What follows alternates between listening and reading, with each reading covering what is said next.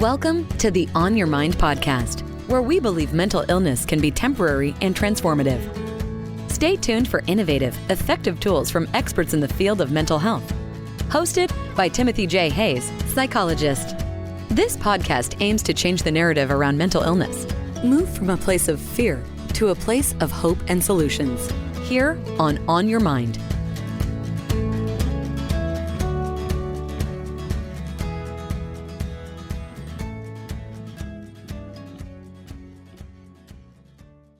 Paul Hendry is the Global Vice President for Health, Safety and Environment at Jacobs.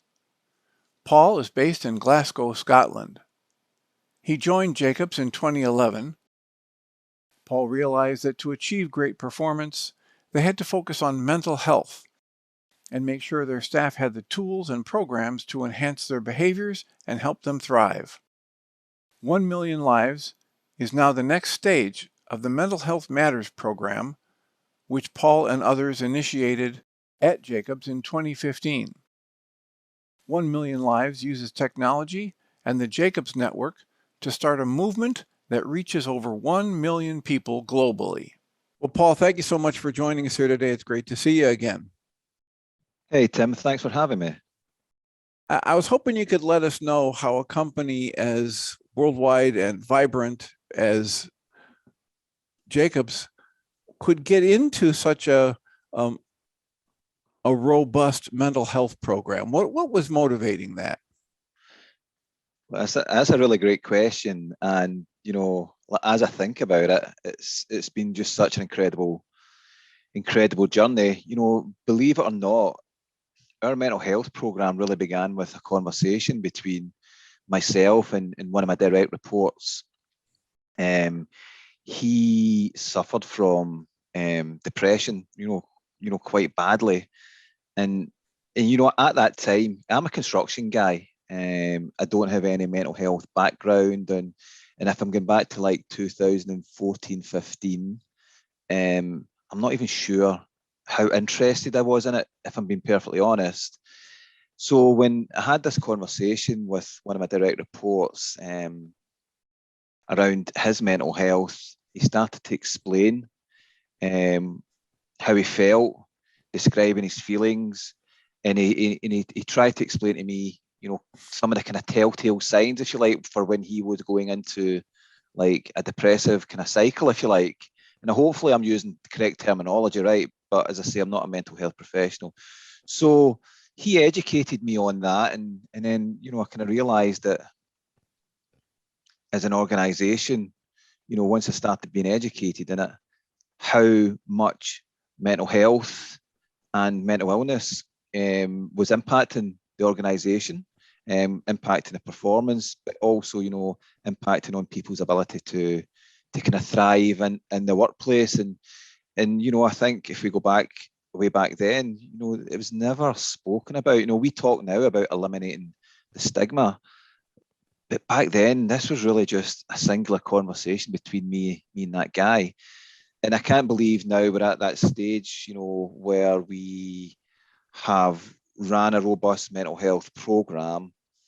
All our executive leadership team are mental health champions, including our CEO and COO, and launching the 1 Million Lives tool. I can't believe it's just, as you've asked me that, I've started thinking about the kind of the magnitude of what's happened and perhaps kind of that journey. It's not been a linear path.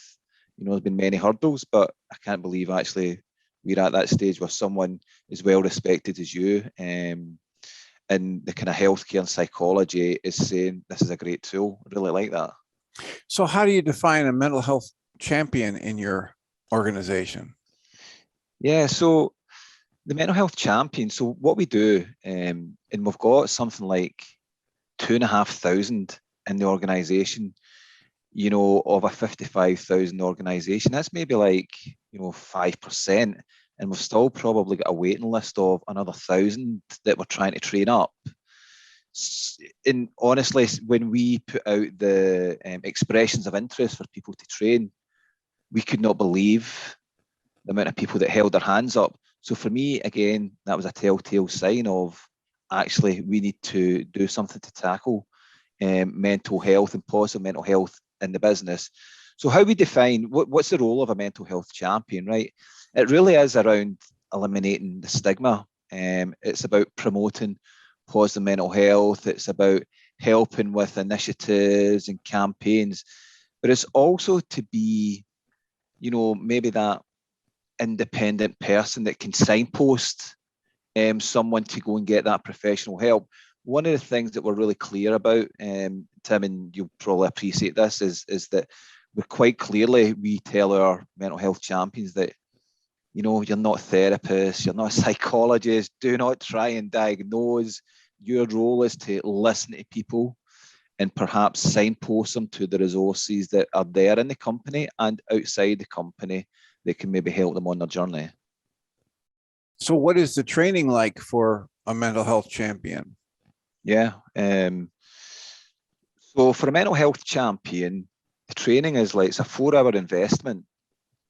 And it really just gives people an understanding of the difference between mental health and mental illness. And that's been crucial for us. I think even talking the same language in the organization is really important for this. So we describe the differences between mental health and mental illness. We really lean on a model called the Keys model. I don't know if you've heard of it. And we talk about the mental health continuum, if you like. So we give people an understanding of that. We then talk about different types of, mental illness, just give them an appreciation of, depression, anxiety, and all the other stuff that goes with it. And then we show them, if you like, where to get the resources that they can signpost people to. But we also teach them about active listening. I think one of the things we are really serious about is that we are actively listening to our staff. We're not jumping to conclusions. We're actually starting with another's perspective, if you like, so that we can, as I say, be that listening, be an active listener rather than jumping to solutions. What we do in our day job is we find solutions for clients. So it's really hard for us to then say to people, you're not here to find a solution. You're here to listen to someone and signpost them to the right help. Wonderful. So the main idea is a 4-hour commitment to get that training, and then to just be active in their day-to-day work environment to help promote conversations about mental health where needed and direct people to resources if they raise an issue. Yeah, absolutely. And what we ask them to do is identify themselves. So, and it was much easier when we were all in the offices. We would have lit lanyards with "I'm a positive mental health champion." We'd have pictures up in the canteen to show who the mental health champions were. So a lot more difficult now that we are mostly working remote. So what we've done is we've got them to put, like, at the bottom of their email signature, "I'm a positive mental health champion." So yeah, exactly as you described it. And so how does that fit into, and where did you have this evolution of the 1 Million Lives program? Yeah, so really honestly, so we caught up the other day, and I just told you how proud I was of the organization for embracing positive mental health. I actually think, Tim, that this has been a massive contributor to our culture in a positive way. So to go to the evolution of 1 Million Lives, I still always felt that what we were doing was still quite reactive. We're being proactive and we're running campaigns and initiatives, etc. But often the conversations we were having were when people were saying, "Look, I have a problem, I have this issue." And I always felt there was something we could do to maybe get ahead of that, you know, to help people before an issue kind of developed around the mental health, obviously not around, you know, the mental illness. And I just really like to say that one of the tools we have in our toolkit through the mental health champions is we call it the 5 ways to wellbeing. So that's what we focus our champions on, is the 5 ways to wellbeing. And it's about connecting. So it's making sure that, you know, people are connecting with each other, they're not isolated. It's about learning. We're encouraging people to go and learn new skills, about being active. I mean, we know how much exercise impacts our own mental health. You know, it's about noticing, it's about looking at the beauty that's out there. I mean, in particular, where you stay in the Midwest, you know, there's so much stunning nature. It's about encouraging people to get out there and look at that. And finally, G, it's about giving. It's about asking people to go and volunteer in their communities to really help boost their mental health. So that's kind of one of the best tools we have in the toolbox as a mental health champion. But to go back to your question, how did we evolve from, you know, champions to 1 million lives? I always felt it was reactive. I felt that for some reason, and I think this is a common issue, is that people don't fully engage with employee assistance programs the way they should. So we felt there was just something missing, and that's really how it evolved. We did a trial of a kind of mental health check-in, if you like, in our Australian business. There's a psychologist I work with called Peter Slocum, phenomenal lady, phenomenal psychologist, and really passionate about mental health. So she brought a mental health check-in to our organisation in Australia. And I think, you know, it was part of a campaign called Australia's Biggest Mental Health Check-In. And I think they got like a few thousand people checking in.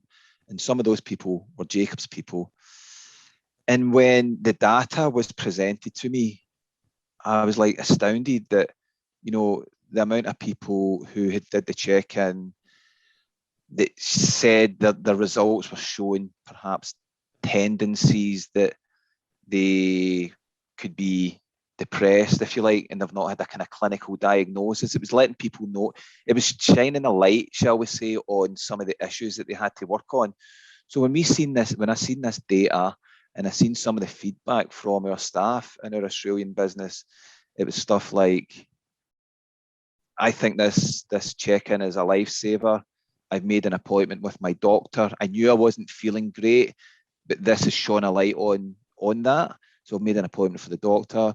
I've sat down and spoke to my wife, was another one, for the first time around how I'm feeling based on the mental health check-in. So when I started getting those comments and I started looking at some of the data which showed we have a massive issue, or an issue, right?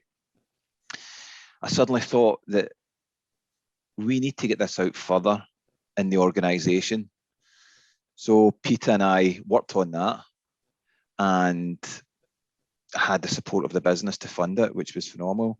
But as we were going through it, it started to occur to me that I'm really blessed in that I work for an organisation who is willing to pour or put money into their staff's mental health.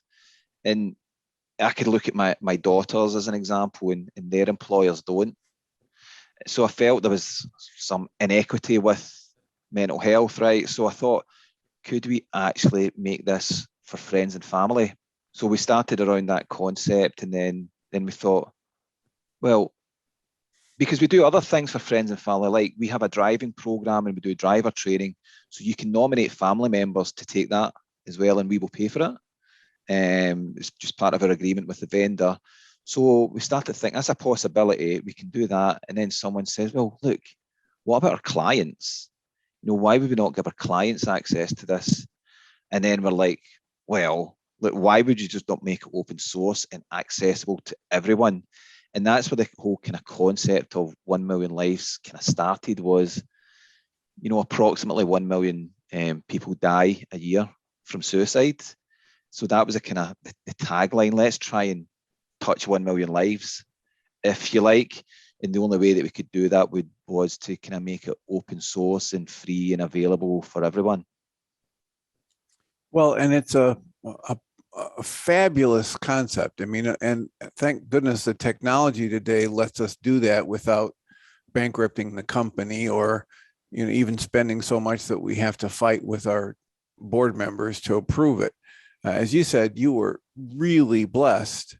How did your company turn the corner to start acknowledging this? I mean, wouldn't even agree to it. What's the story behind getting your company to buy into this mental health initiative? Yeah, so we've just got a really enlightened executive leadership team. We've got a phenomenal CEO, and he's got a phenomenal, diverse team beside him, and they were just really open to how do we get our people thriving. I think there's many studies out there that that talks about the impact of poor mental health and talks about the return on investment from a mental health perspective. So it's a no-brainer. If you want to maximize, your return to shareholders, you need to make sure that your staff are mentally healthy. So it's an easy conversation. So to have. So were you a prime motivator in collecting that research data and presenting it to your CEO? Because look, you're never sure how these conversations are going to go. We're a $16 billion, organization, there or thereabouts, 55,000 people across the globe.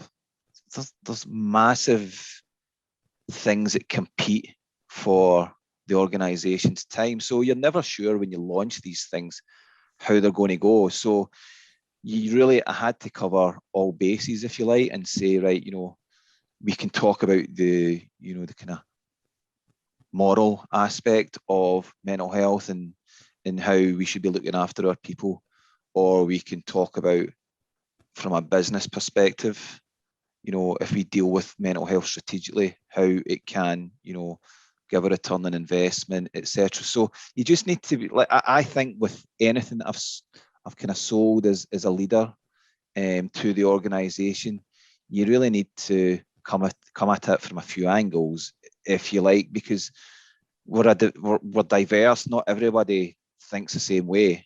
And yet, as you mentioned, the research is out there. It isn't often promoted in the mainstream media, but it is, if you dig for it, it's available. So you've mentioned, a little bit about the 1 Million Lives program and how to touch 1 million lives, because the suicide rate is, by some reports, effectively 1 million people a year die from suicide.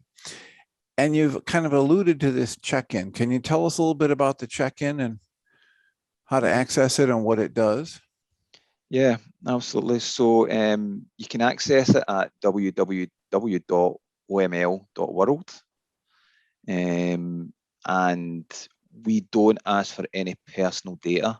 That was really important to us as an organization, that if we can't store personal data, you can imagine the risk of that, right?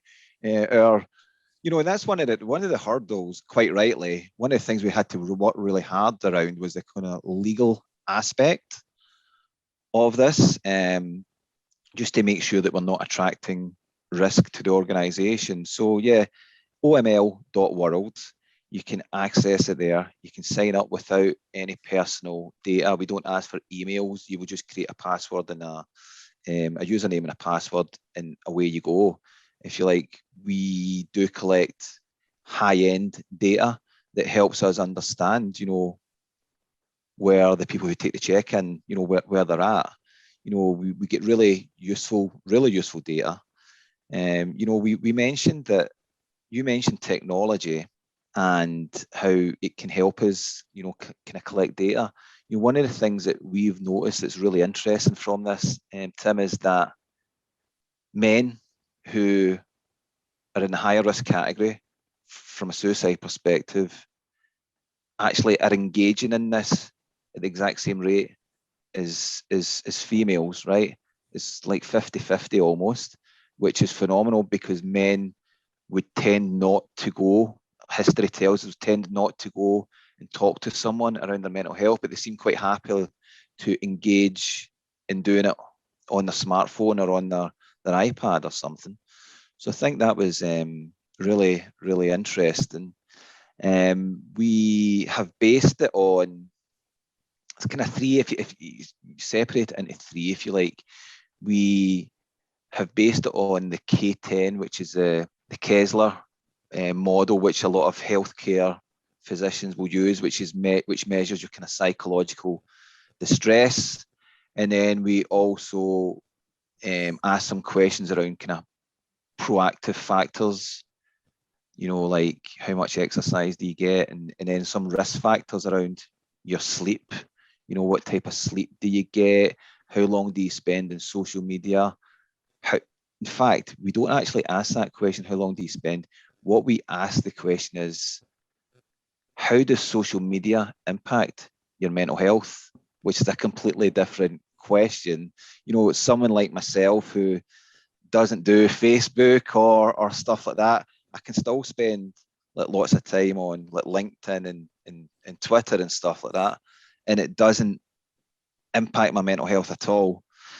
But then if we looked at the younger generation who are on Facebook, the figures we got are phenomenal around how it negatively impacts their mental health. So these are the kind of questions we ask. It's like 70, 75 questions. It would take you 10 minutes to do.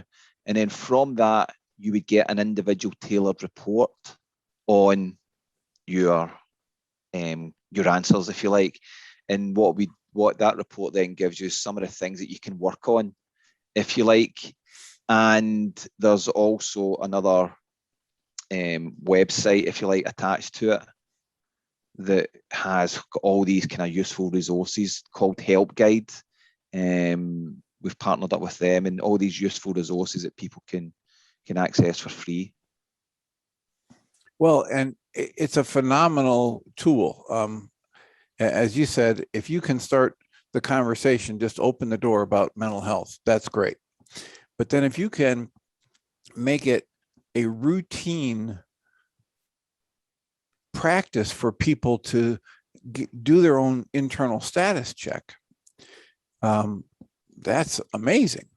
I remember being in graduate school and there was some 360 some question assessment device that the professor said, oh yeah, I take this, once or twice a week, and I call this other guy. Well, how many people are going to go through that to get trained in it and then spend that time? Almost nobody.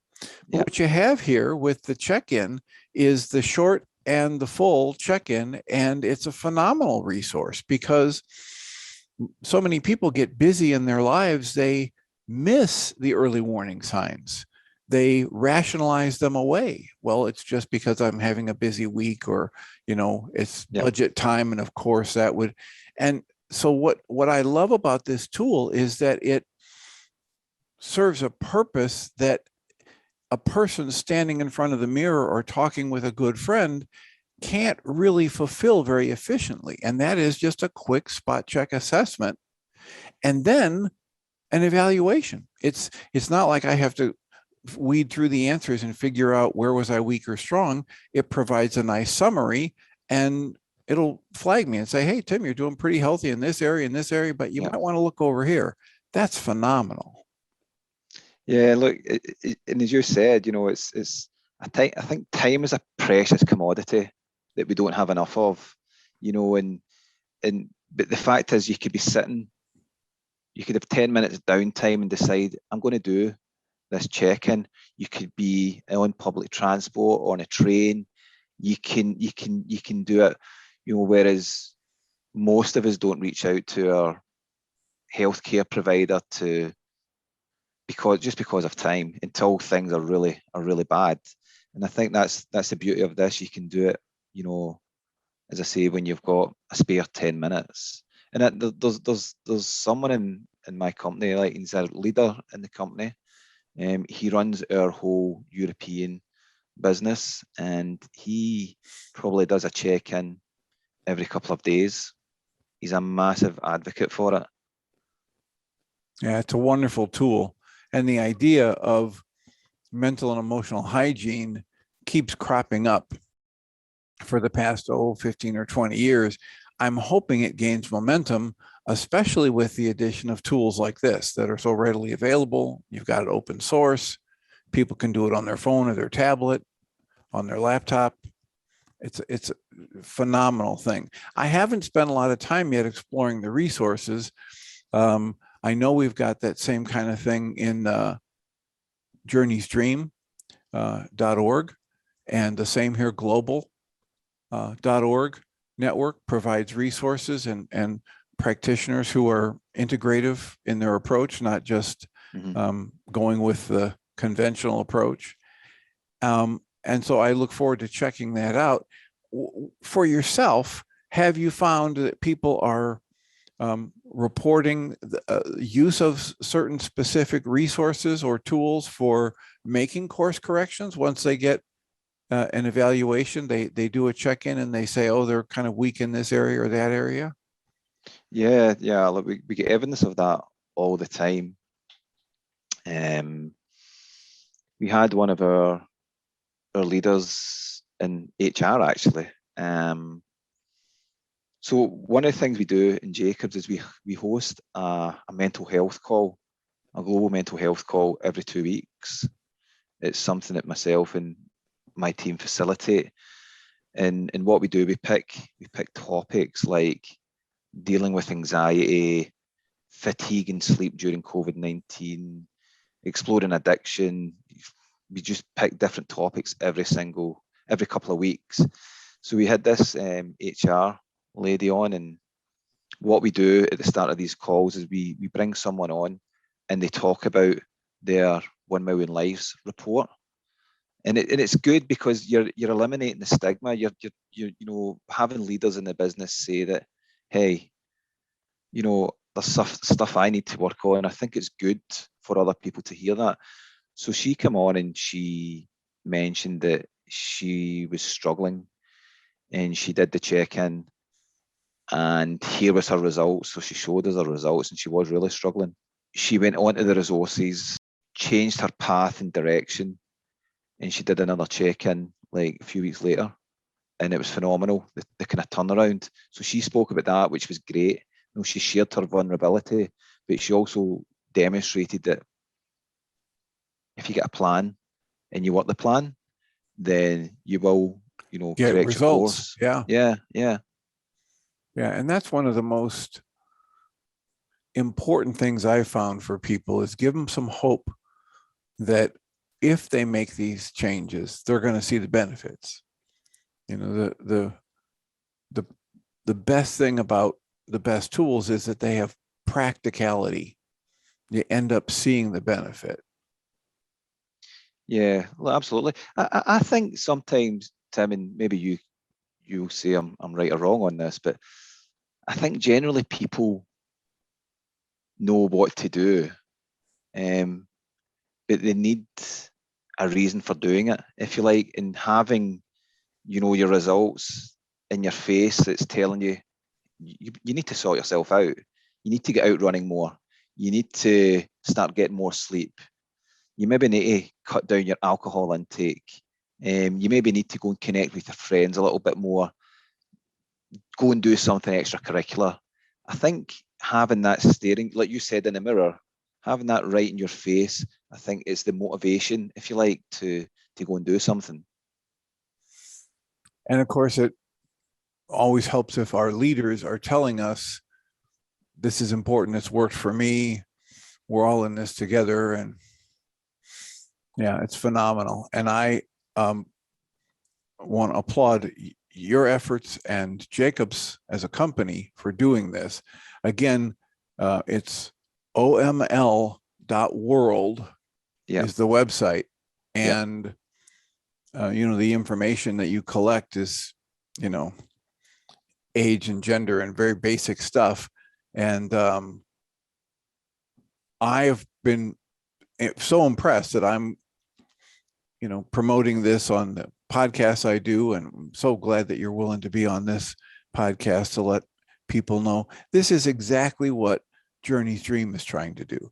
And it's so heartwarming for me to see so many other people bringing this up. And there's a development of specific tools and these resources. So it makes it easier for people to follow up and do something. You know, I can recognize I have a problem, but I don't really know what part of my life is contributing to it. If I do this check-in, my own responses help this check-in map it out for me and give me a report, and then hand me a list of resources. It makes it so much easier for me to take steps to make effective change. Yeah, look, absolutely. And before we move on, because I want to ask you a question firstly, but before we move on, and I just can't speak highly enough about the company, right? So when I presented some of this data, so when we started collecting the data, I presented some of it to our executive leadership team, and we looked at some of the data. We asked a question. We were really direct with the question: have you had suicidal thoughts? And what we found was there was under 25s, more than 50%, I think it was like 50.4% had suicidal thoughts, right? Now, and I know that doesn't mean that they're all going to go and act upon it, but they're still having those thoughts. And then the next age group, 25 to 35-year-old, I think it was something like 44%, something around that, a little bit lower. So I took this to my company, and like the CEO and the COO and head of legal and everybody on the call and all concerned, and they're saying, so what are we going to do about this, right? This is, I explained that this doesn't actually mean everybody's going to go and take action, but it is a concern, right? And they says we need to do something about it. Do you know that what we've done? And we're going to be launching it on International kind of Suicide Prevention Week, which is the 5th of September to the 11th. We have put together suicide prevention training, which I just think is like, because at the time when I seen the results, I was like, what are we going to do? But the company says we actually need to go and do something. So now we've got this training created for suicide prevention, helping us as individuals in society to actually intervene and ask questions, some telltale signs, etc., about where we can be intervening. So I just thought that was just, again, a demonstration of here's the data, what you're going to do about it. Wonderful. So at a different level, you were talking earlier about how when you train your mental health champions, their job is just to listen, to not fix the problem, and maybe redirect somebody to, if they hit a signpost, to some resources. But at a bigger level in your company, you are a company that looks at problems and then derives solutions. And this is a wonderful example of that. You look at the data, it shows you that there's a trend, and you look for a solution to correct that trend. Yeah, absolutely. Wonderful. No, absolutely. Can I ask you a question around Journey's Dream? Because obviously we're going to be sharing this on social media, and there'll probably be people in my networks who really don't know about Journey's Dream. And in fact, I checked the figures last night, Tim, and we've got about 1,500 people in the Midwest area. We have a big presence in Chicago. I think we've got 3 offices there. So we've got a lot of people who are within your kind of region. What is Journey's Dream? Well, Journey's Dream is a not-for-profit that is committed to rewriting the narrative on mental health to one in which optimal health and well-being is possible and expected, and to one in which mental health challenges become transformative rather than tragic. The core of the organization is built around 2 critical factors. One is people who have been dramatically impacted by mental health issues, and one is a set of tools that are some of the most powerful, effective, efficient, and accessible I've ever encountered in my 47 years of doing therapy. And a family that lost their son, Journey.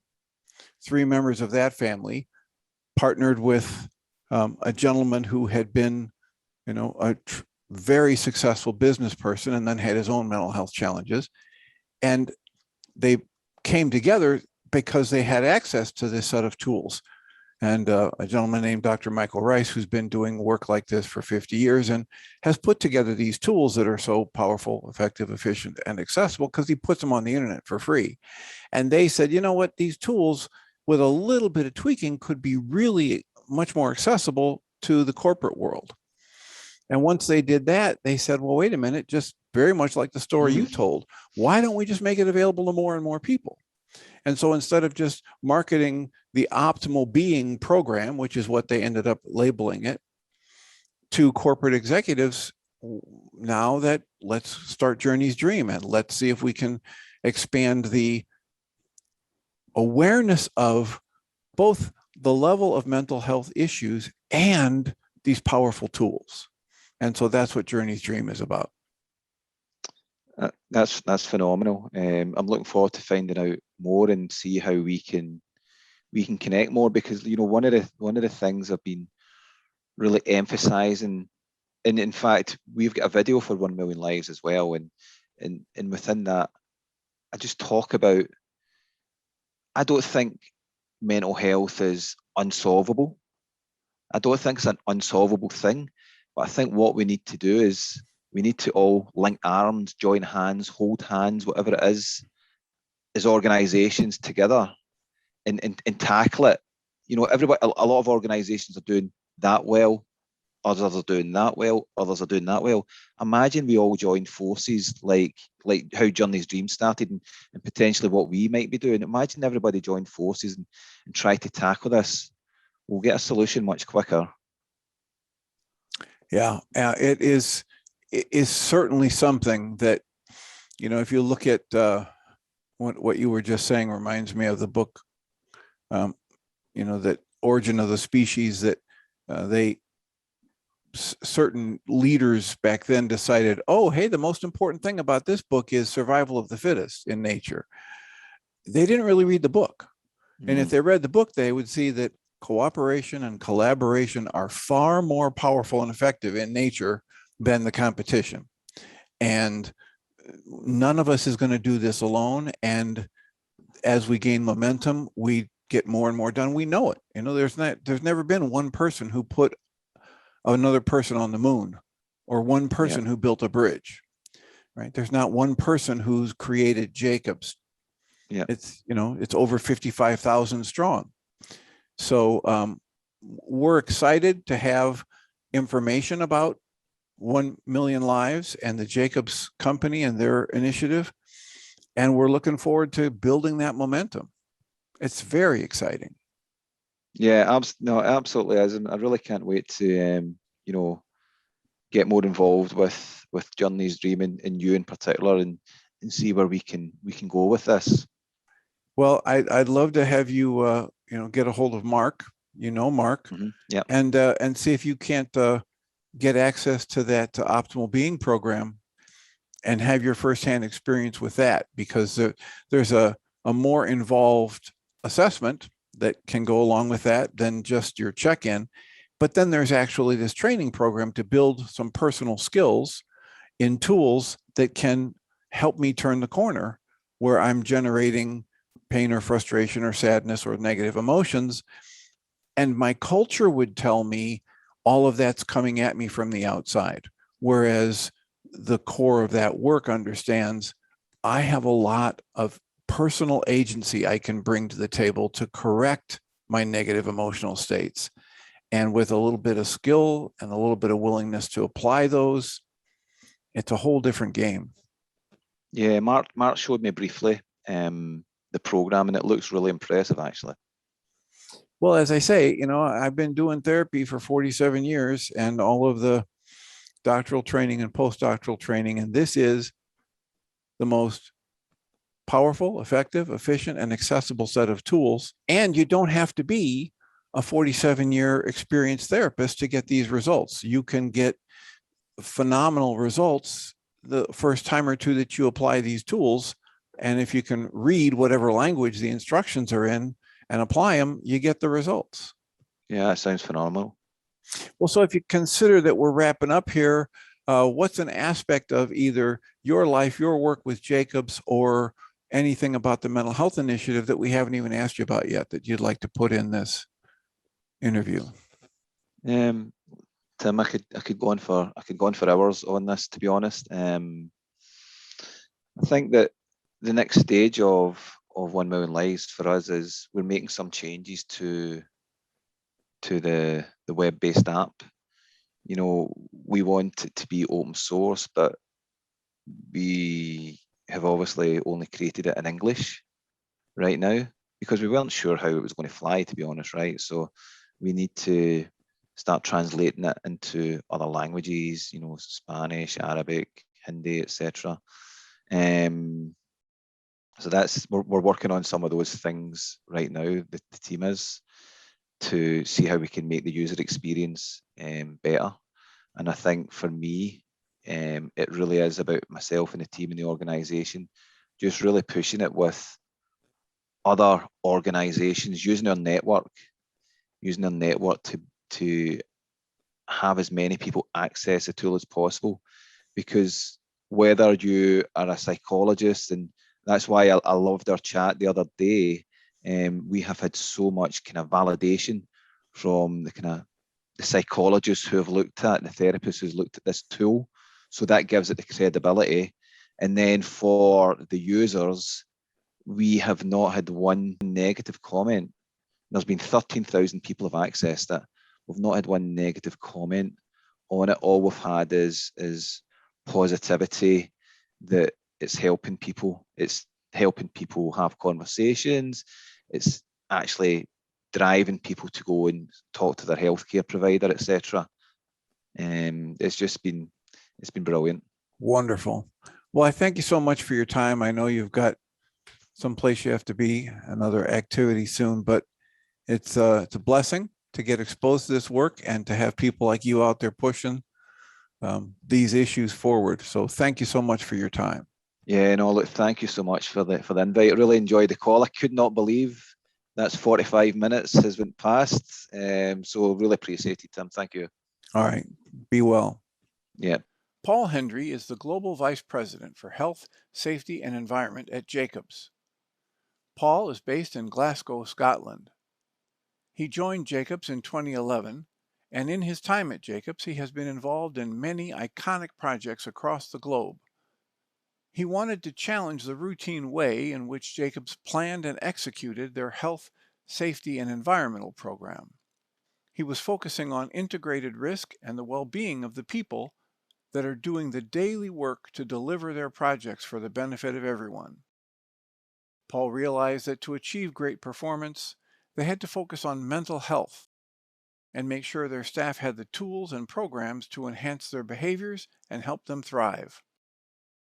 1 Million Lives uses technology and the Jacobs Network to start a movement that reaches over 1 million people globally, equipping people with a tool to understand and improve their mental health, creating ripple effects as they encourage sharing it with friends, family, and colleagues, creating a legacy that people are excited and proud to be part of.